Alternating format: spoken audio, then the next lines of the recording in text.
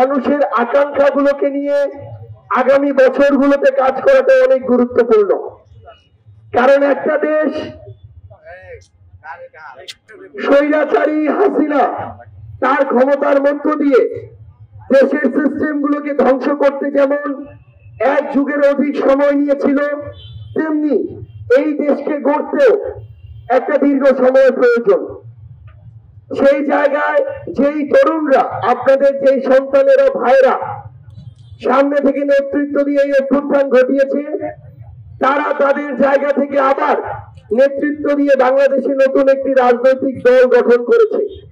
এখন যে কোনো ব্র্যান্ডের পুরাতন এসি বদলে নতুন ওয়ালটন এসিতে উপভোগ করুন 25% ছাড়। দলটির নাম জাতীয় নাগরিক পার্টি, এনসিপি।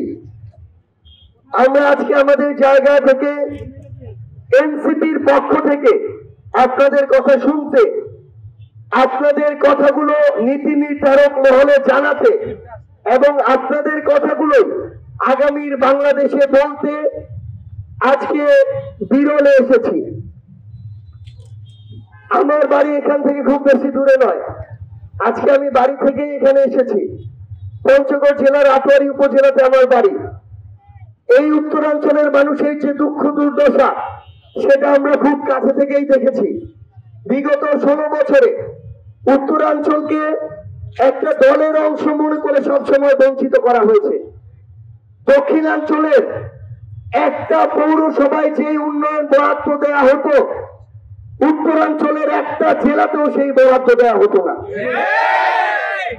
দক্ষিণাঞ্চলের একটা এক্সপ্রেসওয়ে করতে যে বরাদ্দ দেওয়া হতো, আপনার এই পুরো রংপুর বিভাগে সে উন্নয়ন বরাদ্দ দেওয়া হতো না। এই যে উন্নয়ন বৈষম্যের মধ্য দিয়ে বিগত 1 যুগ ধরে উত্তরাঞ্চল গিয়েছে, উত্তরাঞ্চলের কোথায় কি সমস্যা সেগুলো রাজপথ থেকে মাঠে ঘাটে হেঁটে সেগুলো দেখে সেগুলো সংশ্লিষ্ট মন্ত্রণালয়ের উপদেষ্টার কাছে বলার জন্য আমরা আজকে এখানে এসেছি। আমরা বিগত সময়ে রাজনৈতিক যে চর্চা, সেখানে দেখেছি নেতারা ইলেকশনের কয়েকদিন আগে ভোট চাইতে আপনাদের কাছে আসে, পরের 5 বছর আর খুঁজে পাওয়া যায় না।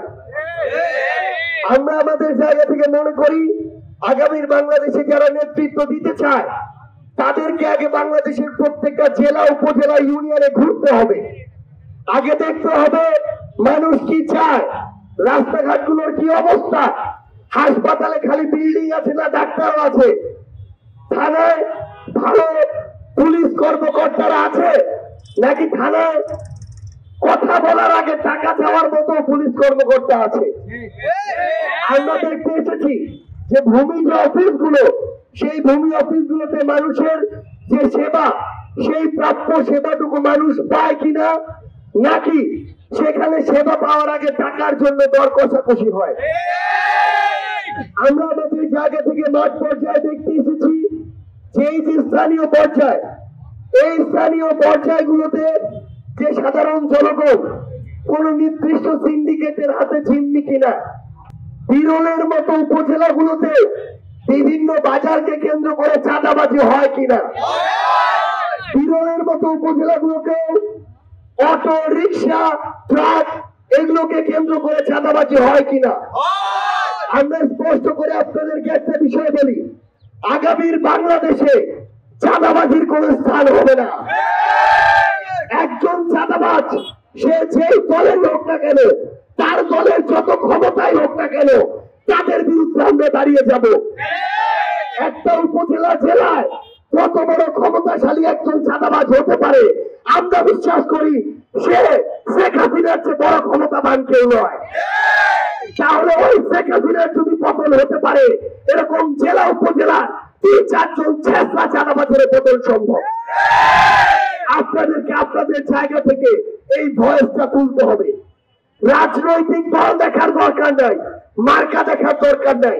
যেই মানুষটা ভালো, যেই মানুষটা টাকা ছাড়া আপনার কথা বলে, আপনার জন্য কাজ করে, তাদেরকেই আগামীর বাংলাদেশে আপনাদের প্রতিনিধি নির্বাচিত করতে হবে। একটা জিনিস মনে রাখবেন, এখনো যদি স্বাধীনতার 54 বছর পরে আপনারা দলান্ধ থাকেন, মার্কা দেখে অন্ধভাবে ভোট দেন, তাহলে আমাদের দ্বারা বাংলাদেশের পরিবর্তন খুব বেশি সম্ভব নয়।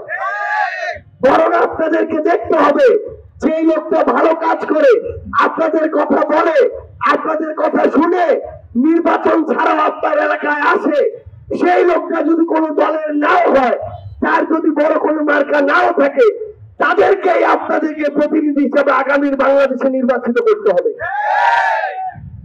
এগুলো আমাদের যে সীমান্তবর্তী উপজেলাগুলো, প্রত্যেকটি উপজেলায় মাদকের চোরাচালান প্রচুর পরিমাণে হয়।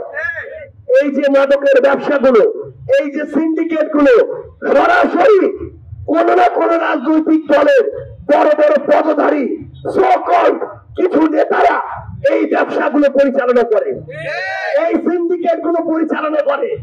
দিনের আধারে তারা ভাবনা এক একজন সাধু সন্ন্যাসী, রাতের আধারে ওই সিন্ডিকেট মাদক যারা চালায় তাদেরকে দেখে তারা ঠিকই ভাগ তুলে দেয়।